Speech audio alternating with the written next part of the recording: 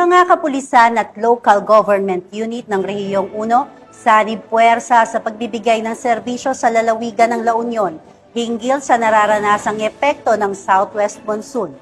Police Corporal J.R. Del Mendo, ibalita mo.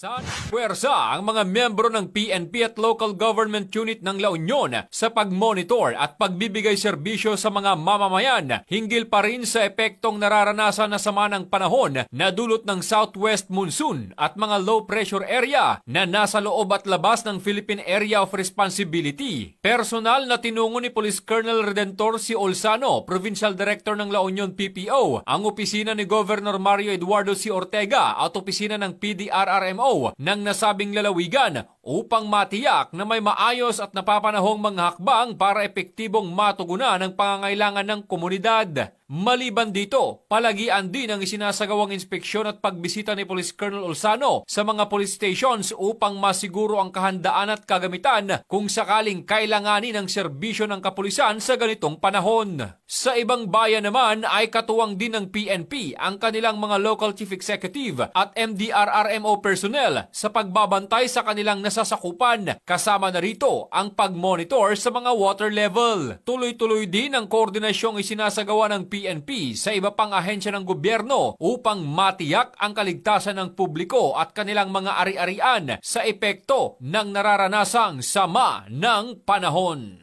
Mula dito sa Ilocos Region, ito ang inyong PNN correspondent, Police Corporal J.R. Del Mendo, alagad ng batas, taga-taguyod, nagbalitang pulis.